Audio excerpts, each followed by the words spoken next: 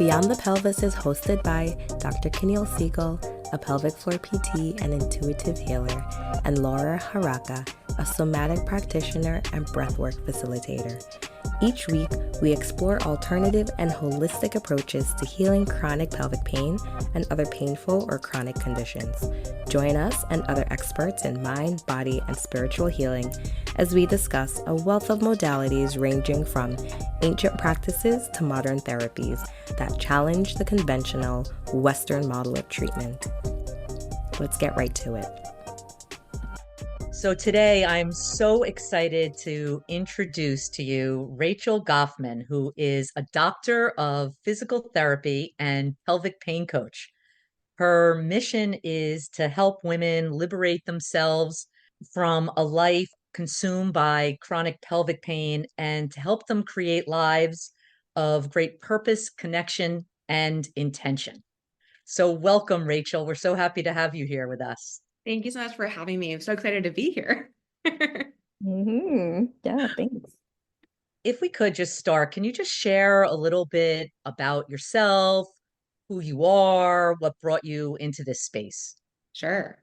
So, as you already said, I am a doctor of physical therapy and pelvic pain coach. And I really work with women with chronic pelvic pain, help them heal through a mind-body approach, and really return to living full and empowered lives. What brought me into this space was my own healing journey. So about, 7 years ago now? Yeah, 2016. Yeah. So 7 years ago, I developed chronic pelvic pain. And at the time, I was already on track to go to PT school. So I did that, thinking I'd become a pelvic PT and like heal myself. And in that time, what I rediscovered was the mind-body approach to healing, which I had previously learned about and used to heal my chronic low back pain, which had been a previous chronic condition of mine. But for a very long time, I didn't understand that pelvic pain could also be a mind-body condition.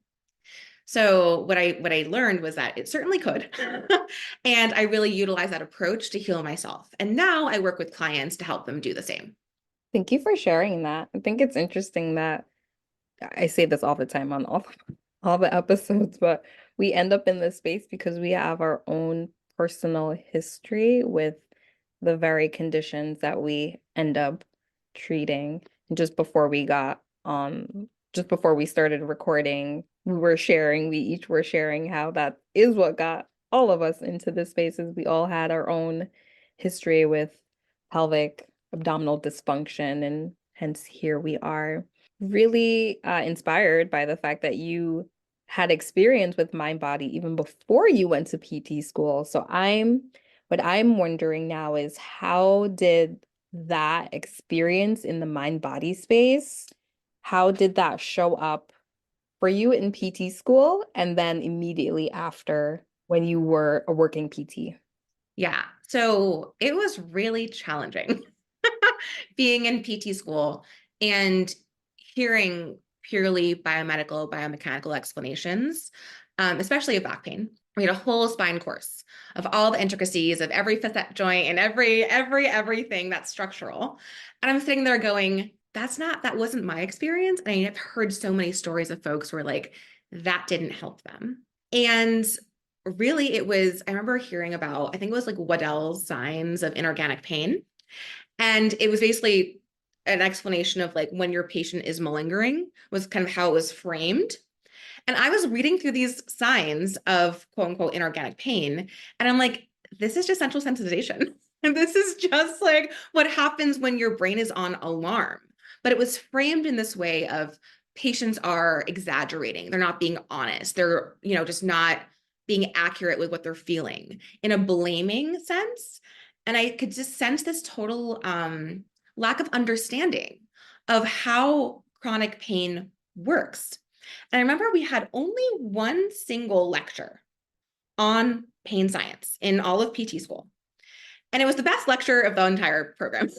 I was sitting there like so excited talking about like neuroplasticity and like really all the things that I think are the most important thing to understand as a treating clinician. And that was the only time we ever spoke about it in those 3 years. And so I felt very strongly about bringing in some of that information into my program. There wasn't a huge opportunity to do that, but I was able to do a trauma-informed care class, like a little lecture, which I thought was really important and helpful for folks because there was no discussion around how to communicate with patients, how to talk about anything emotional, and if you work with bodies, you work with trauma. If you work with people, you work with trauma. And to me, it was so surprising and disappointing, I think, that there was no trauma-informed care built in at all into our curriculum, or really most curriculums from what I understand. That is a really good point. And wow, that's so, again, inspiring that you actually brought in what was needed. You, as a student, did you do that as a student? Yeah, my third year, I was like, hi, let's talk about this.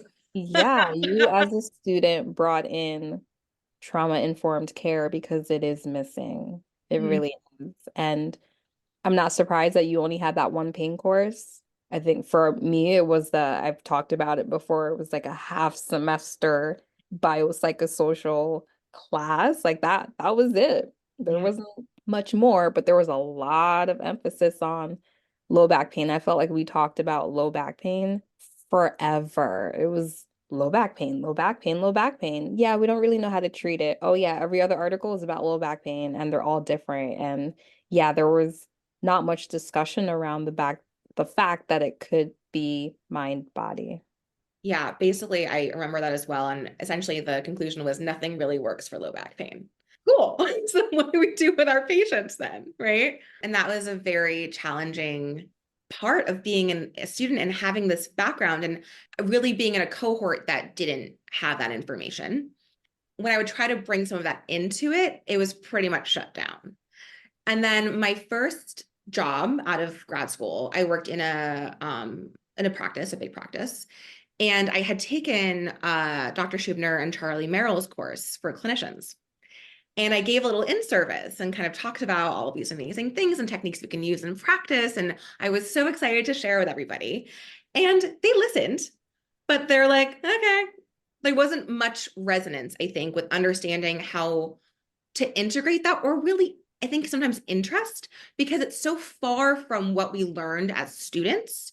It seems to a lot of folks to be quote unquote like out of scope. But once you understand pain from this like holistic perspective, it's very much in scope. Like it's very much in scope. And you can learn these tools after you graduate. It's not in our program. I wish it were. But there are so many classes now that we could take to really build our skills to work with folks in this way that really is so important and impactful. I have a question for you. You healed your lower back pain because you connected the dots and realized it was a mind body condition. I'm just curious when you realized or what brought you to the realization that the pelvic pain was also a mind body condition. Yeah.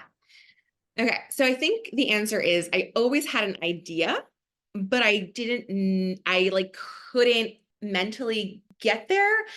And for the pelvic pain, I didn't yet have evidence of someone saying that pelvic pain was mind body.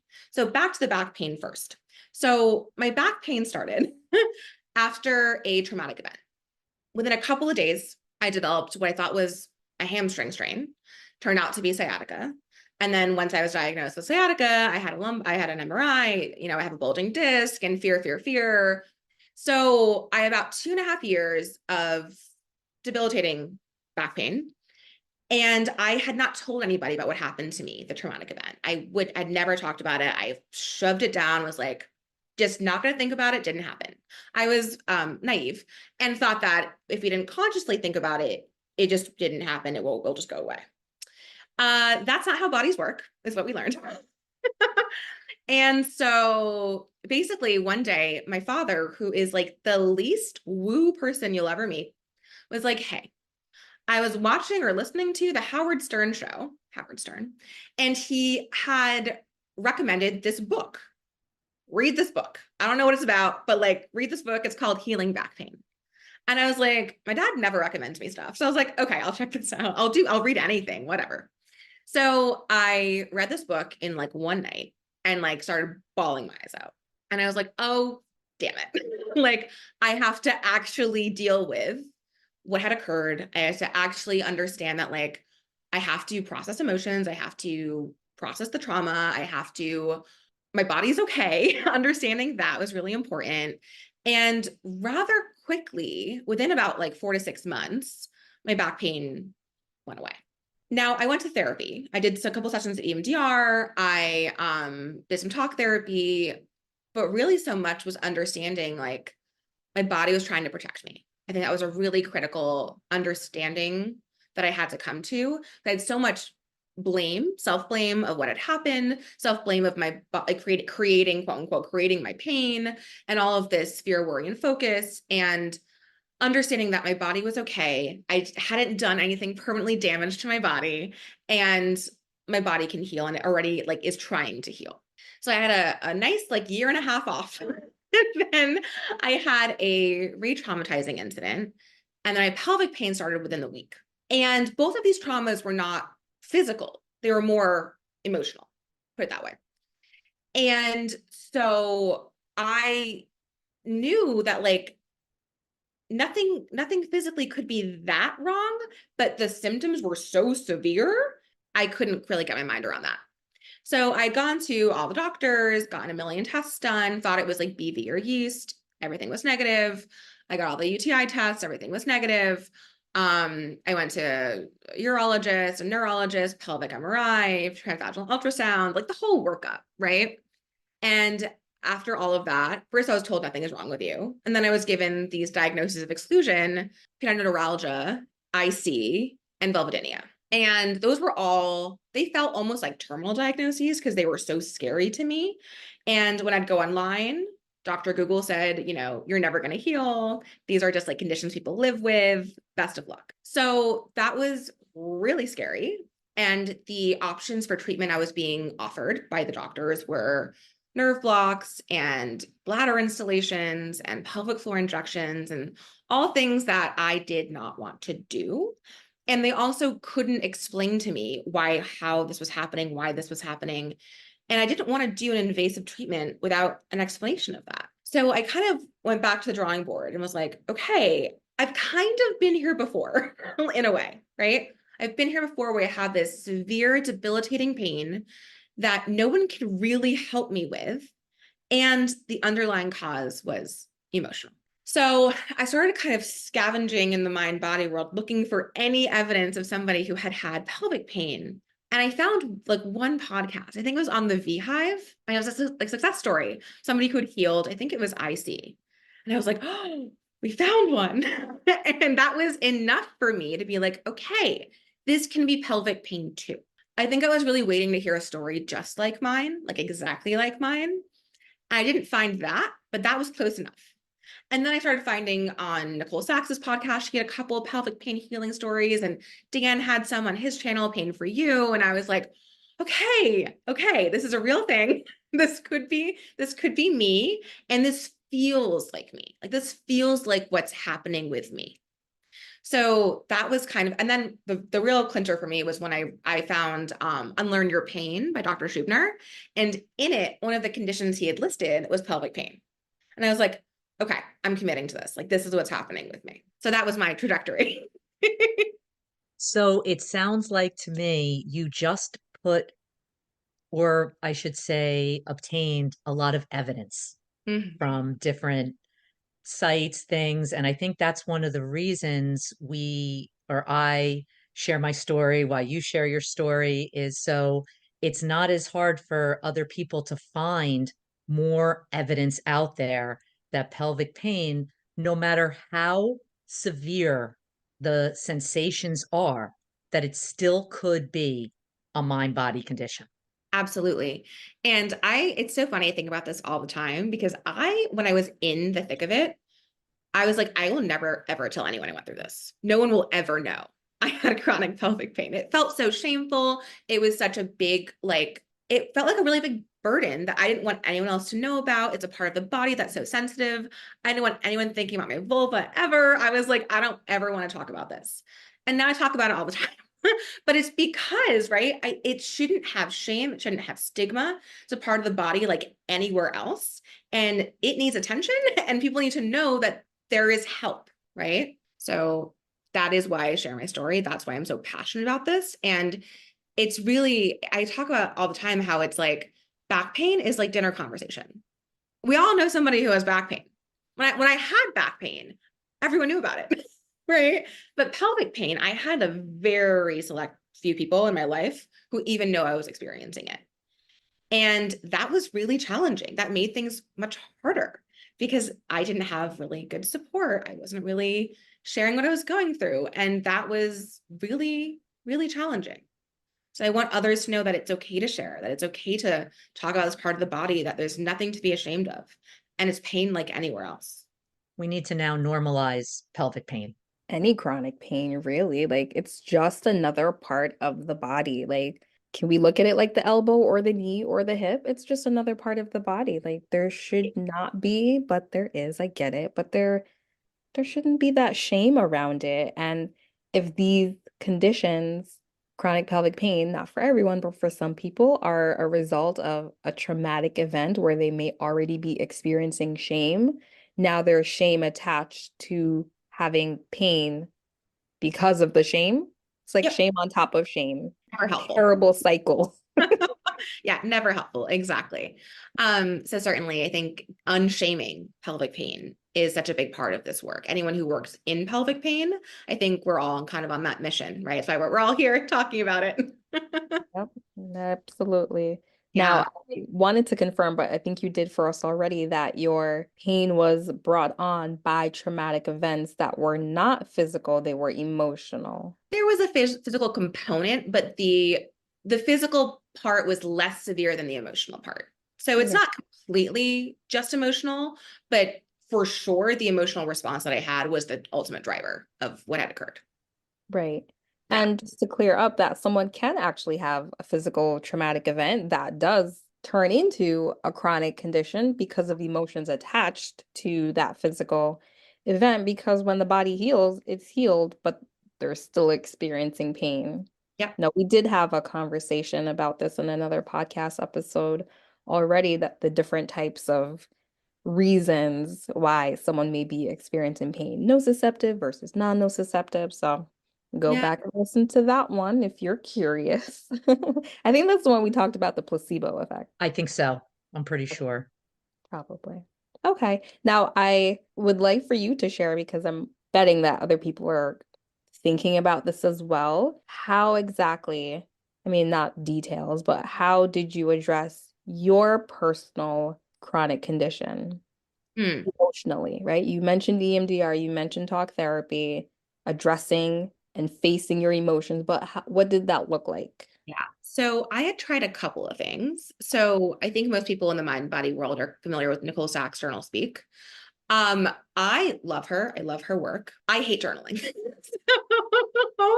So I tried some of that. I ended up doing more of like a voice memo journaling. I'm a verbal person, if you guys couldn't tell. And so that worked pretty well for me to kind of express. But honestly, a really big part of addressing my emotions was actually learning to use my voice in a way that was protective. Such a big part of both of my chronic pain symptoms was a feeling of I couldn't protect myself with my voice. So much of healing was teaching my body that actually, like, I can speak up for myself. I can advocate. I can set boundaries. I can say no. And so much of that was really paramount for myself to trust myself in a way. I felt so much of a rupture with my own body and my own self in that whole pain process. And so much of healing for me was tuning into what are my emotions. I had no idea how to access them. I didn't know that I was afraid. I was very enmeshed with people. I had a lot of people pleasing and all that stuff. And I often felt very disconnected from what I wanted or I didn't want. So really like relearning how to tune into that and creating safety in myself to feel any emotion. So It was a process. I did meditations, I did guided imagery, inner child stuff, like different ways. Every time I did inner child work, I cried every single time. I still probably do, but there was a lot of kind of connecting to my child self, and being a protector for myself was such a big part of that. And I really feel like I found a voice I didn't have before any of that. So I am grateful for the results. I wish it happened differently. It's so interesting and important point what you say about the journaling. I am also a huge fan of Nicole Sachs, and I am extremely grateful for her because she really was one of the people, along with others, that introduced this mind body connection to me. But I see clients all the time and they say the same thing as you. "Ugh, I hate journaling." And one of the things you did was one of the things I did. I would literally take my phone and hit record and record myself talking because I'm a talker too. I like to talk. I don't like just to sit and write, but there's many ways to do something. You don't have to sit and journal. That doesn't mean you're not going to get better. And the other point that you made is everybody's different. For you, it was finding your own voice. For me, it was something else. And part of it was finding my own voice too. But there's different things for different people. So it doesn't mean, oh, I have to find my own voice. Now that's going to make me better from pelvic pain. It's really connecting with yourself and your body. Yes. And one tool I forgot to mention, EFT tapping for me was really helpful, really helpful. I don't know why. I still don't really fully understand, but it really helped me connect to my emotional experience and actually process through in a way that just talking into my phone didn't quite do. It would often, I would talk into the phone first, and that would be like starting the flow, and then I'd go into tapping. And that's a modality that I love. Some clients love, some clients don't resonate, and that's totally fine. Right. There's so many different options out there. It's just about finding what works for you. As you were speaking, I can definitely, I think I got a sense that there was a throat chakra thing Mm. happening, which affected your root chakra, hence the pelvic floor, pelvic pain issue. And you had to heal throat chakra in order to heal your root chakra. And then as you were talking about people pleasing, I automatically was thinking, oh, there was some codependency going on, which when that's happening, you sort of lose your sense of self in so many different ways. And I think that's why tapping worked for you because now, like, this is me, this is my body. It was really just putting you back into your body. I mean, that's how I would explain it. That's what I got. Yeah, I love that explanation. That very much resonates. And kind of feeling my own borders, right? Like the body as like my own borders. I had always had a hard time, feeling self versus other. And so I would just like collapse in other people's wants. And really so much of my healing was like figuring out what's in my own container and advocating for that. And that's something that's kind of hard to explain to folks, but it has become such a more like whole version of self rather than collapsed version of self. And I'm very grateful to have that now. Absolutely. And this leads me to want to talk about scope of practice because how was it for you? Because I've shared on here before that I always felt like I wasn't sure if I was allowed, like I needed permission to be able to do this. And then it was like, no, this I'm addressing pain. And if the pain happens to be because of codependency or emotional traumas or whatever it is, they don't know boundaries. I'm gonna do it. So now I do it. I don't care. Um, not that I don't care. I do care, but it's within my scope because in order to address this, we have to address all of these other things. But how do you feel about it now? How did you feel about it before? So I love what you just said. And I now feel how you do. Now I'm a recent grad. I graduated from PT school in 2020. So I am new. And in a way, I'm grateful to be new because I came at a time where I had mentors in the PT space who were implementing and integrating this stuff. So I found Joe Tata, Charlie Merrill, like I had some folks I could look to who were PTs who are integrating some of this stuff in their practice. Now, what's a little challenging, so where I currently work as a physical therapist, I'm in someone else's practice that's more traditional. And so I have to be very mindful of well, always, no matter what, mindful of consent, but folks come in not always expecting to have a more holistic conversation. So my agenda is always to make sure the patient feels safe in whatever it is that we're doing. There are certainly many patients who come into a PT practice not expecting or wanting to talk about emotions, talk about anything outside of their own bodies. So I have to be very mindful of that and respectful of that. I also have to read the room, right? So some folks are very open to it and are ready for that discussion, and I will, go for it with them. Some folks, I will broach it and they really kind of back off, and I'm like, okay, I'm going to back off. So it's really a bit of like a being aware of who's in front of me and what they're available for. But scope of practice, I think it's all within. If we're treating pain, we're treating the whole person, and just dealing with the body is not sufficient, especially for chronic pain. The fact that we're talking about like chakras and codependency, like those things are part of a person. And if we treat them holistically, we have to. Yeah. And so do you ever get patients who are not open to those discussions? Absolutely. I have to do what you do and read the room and see if they're open to it. And if I feel like, okay, there may be an opening and I, try to plant a seed or something. I use plant metaphors. Plant a seed and see what happens. Like, how do they respond to it? And if it feels like they're pushing back or they don't want to go there, then I don't go there. But if it feels like they're open to it, then I will go there. I will go as far as they feel safe and comfortable going. But if they're not going to go there, and I know that there's nothing I can do to help them if they don't go there, then we have to have that conversation. As a pelvic pain patient, someone that experienced it in the past, I was always very appreciative of my PTs. I would go, and it was what I was holding on to basically all week. And I had two really amazing PTs that really tried to help me. And when they brought in the topic of emotions and feelings and what was happening in my life, it wasn't that I didn't want to be open to it. I didn't even know that there could be a connection. So why would they be doing it? So it wasn't until I read Unlearn Your Pain and different things that I was aware. And then I realized some of the things they said were so much more impactful in my healing than what they did with their hands. Yeah, that's wonderful. I'm glad you had that experience. And I think that's true. I think all of our training really is physical and like what you're doing with your hands and with exercise and exercise prescription and all that. And there's so little discussion around how we talk to our patients, what we say. And they remember everything. Like having been a pelvic pain patient as well, right? I remember everything my doctor has said to me.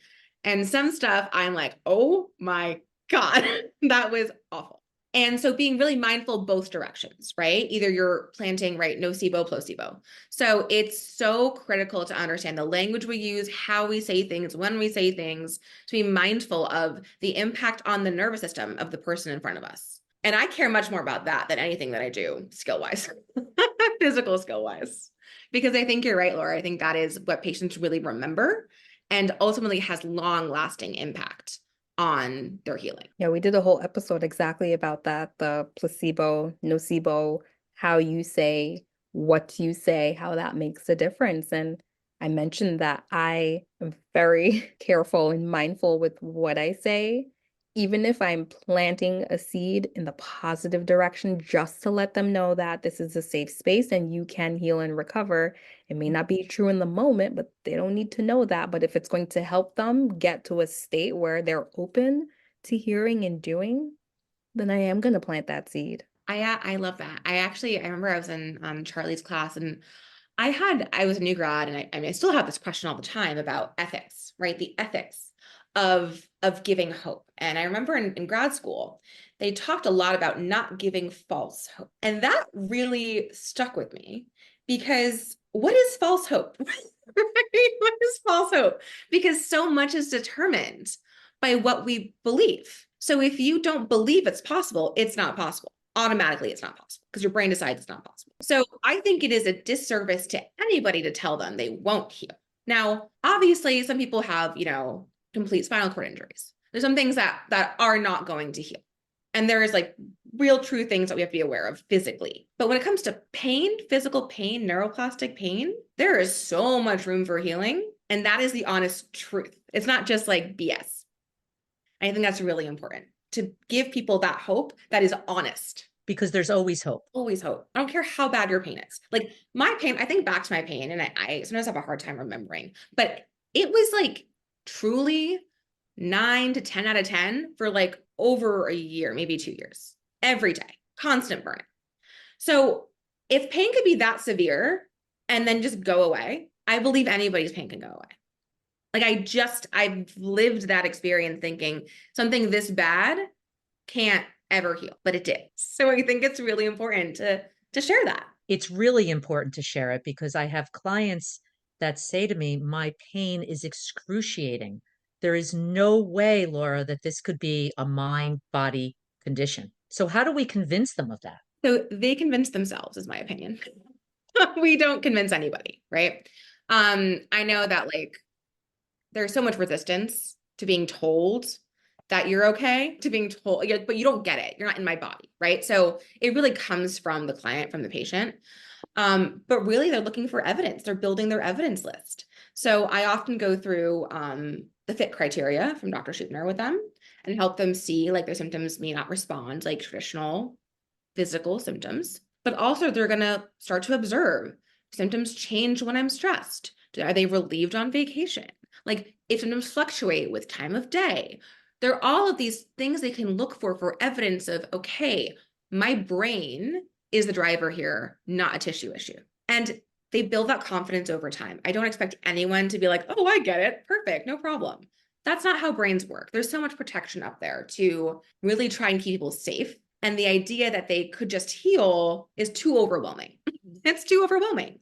And when the pain is that severe, it's unbelievable to them. So you build the case slowly. It's the only way it works, in my opinion. I love your answer to that. Absolutely love it because they have to come to the conclusion themselves. We can lead them there and help give them little tools and the fit criteria because I've also had Dr. Schubner's training just like you and help them compile evidence, but they have to come to that realization themselves at some point. Yeah, realization and decision that like this is the approach they're choosing to use. I think there's so much kind of back and forth where they want to step in, but they're 1 foot out, they're still trying to get. And I'm never going to tell someone not to go to the doctor. People can go to the doctor as much as they want, as long as they want. I'm not going to be the person to say, don't get checked out. But there comes a time when you've done everything. You've done it all. You're getting the same test over and over, and you're getting the same result. So when do you decide you're done, right? When do you decide that I am now, at least for the next, I don't know, month, going to try this approach, which is not invasive, not expensive. Like you can read a book and try to implement this, right? There's all this help online and see what happens, right? But no one can tell you when you're ready for that. No one can tell you when it's the time to stop trying all the treatments you tried before that didn't work for you. And that's ultimately a personal choice that no one else can tell you when that is. So when you're working with clients, since we're on that topic, how does that process look? Like, what does it look like for someone who calls you, Rachel, I have chronic pelvic pain. I read your story or heard your story that you also had pelvic pain. So I trust that you understand what this is or how this might be and how can you help me? How do you take them through from point A to point B? Yeah. So it really depends. Everyone's journey is different. And I am always very clear on that. There is not A, B, C, D, E. Like there's no like, this is the way you get there because everyone's journey is different. My framework is we help you to create authentic safety in the nervous system. That is ultimately like the overarching theme. Where we start with understanding pain from a pain science perspective. Many folks have already come in knowing that. They've been in the mind-body world a bit. They've listened to podcasts, they've read some books. So sometimes that has already been done, but I reinforce it and make sure we're all on the same page. Then it's really about befriending the body and understanding symptoms and sensations as messengers and not as evil things trying to ruin your life. Really understanding their body's trying to protect you and that finding safety in coming back into the body through somatic practices and all kinds of ways to reconnect with yourself. Then is really bringing pleasure back into life. So much of chronic pain is just pain, no fun, no joy, no pleasure. So much of the work we do together is helping people connect back to what makes them happy, what lights them up, what feels good for them, bringing in pleasurable sensations, activities, connections, things they enjoy, and how healing that is. And lastly is really re-engaging in life. So really helping them to reprioritize the things they value, to get back to doing the work they love to do, to spend time with their kids, to go do the activities they want to do. And we do that with graded exposure and imaginal exposure and all kinds of ways to help to desensitize the nervous system while helping them do the things that they care about. Really, the aim is to get them back to living their lives fully. And in doing that, they're sending the ultimate signal of safety, which is like, I'm actually okay. I'm actually okay, which is the whole point. It always comes back to the nervous system, doesn't it? Every time.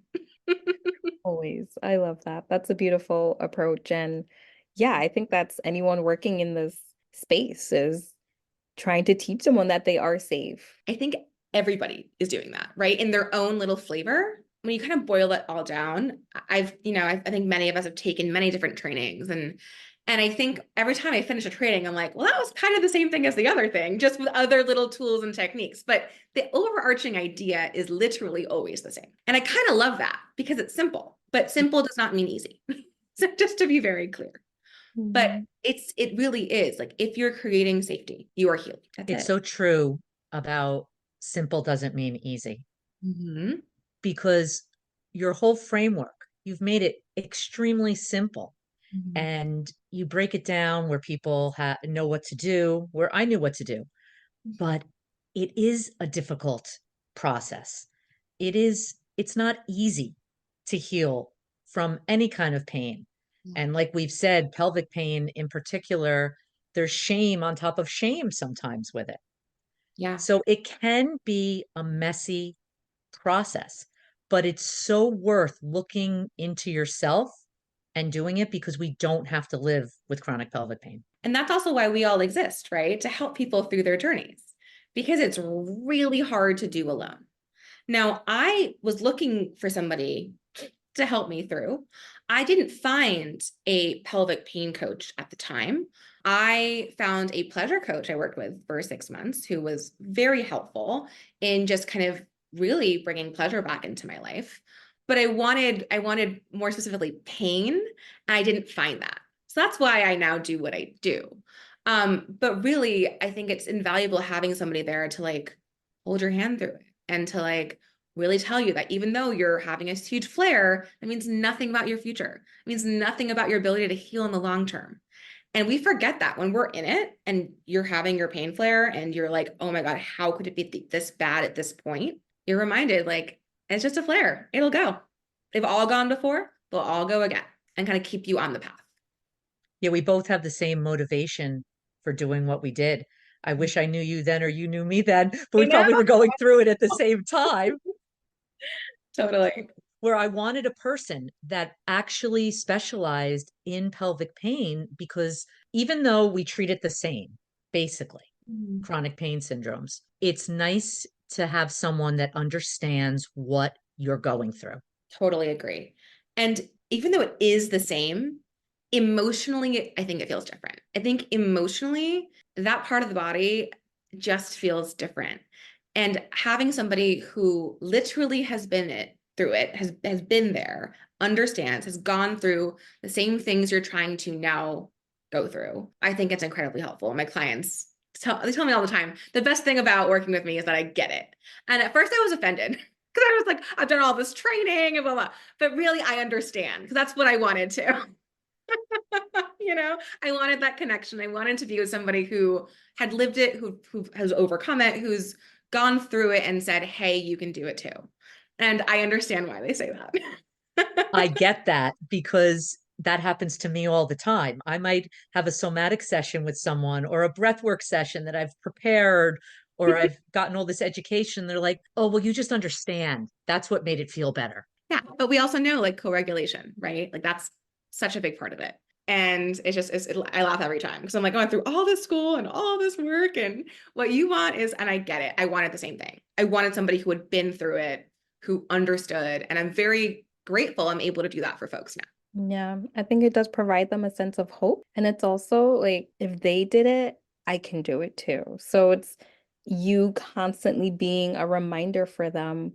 You know the science, you know how this works, you're treating it, you experienced it yourself, but it just gives them more of a sense of hope. And okay, if they can do it, I can do it. And if they lose hope or they feel defeated, they're like, oh yeah, I'm talking to Rachel again, who has been there, has done that. And it's just this continuous motivation. I was thinking that we often, as regular people, we often think like, oh, we can do this by ourselves, but we're never meant to people alone. Like we are people and we can't be people by ourselves, right? We are people when we have the help and guidance of other people. And that was so much of my healing journey too, is I was very hyper independent. And that's also why I like both of my back pain and pelvic pain. Like, I'll do it myself. I mean, I did kind of, but it's so much harder. Like, it's so much harder. And we aren't meant to be alone. The isolation itself is a huge danger signal, right? So finding community, finding people to help you along the way, getting support, that is part of healing. And I wish I understood that better when I was going through it, because I would have made a more concerted effort to like find my people to really support me. But I now make sure my clients do.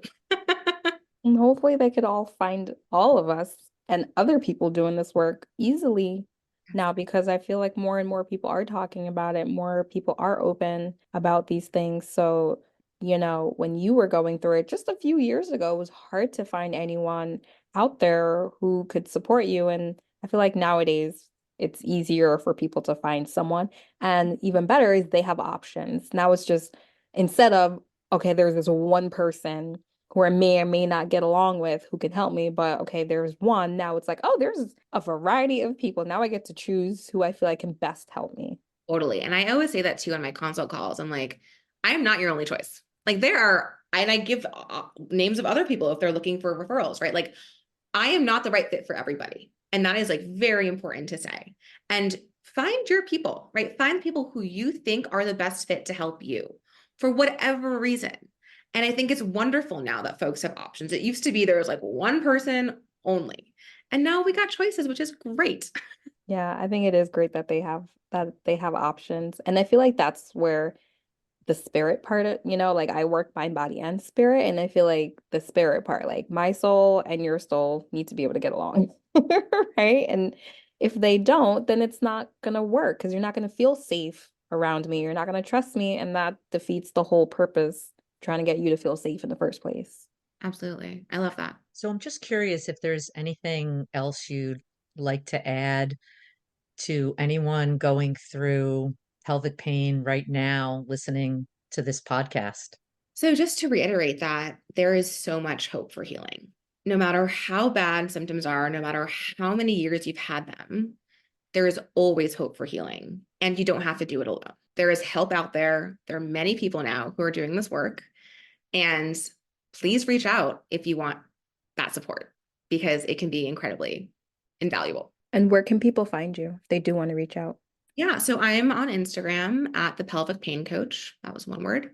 And my website is thepelvicpaincoach.com. And you can email me at rachel@thepelvicpaincoach.com. Thank you so much, Rachel, for being here with us today. I know you've helped a lot of people by just being here and sharing your story and giving them some tips, some tools. And I know people really appreciate that. Thank you for having me. I really appreciate it. It was a wonderful conversation. I loved speaking with you both. Thank you. This has really been great. I think this is especially great because one, this is a success story, and also you are a healer, right? You are the pelvic PT, the pelvic or PT coach who can help people overcome this. So thank you. I appreciate you.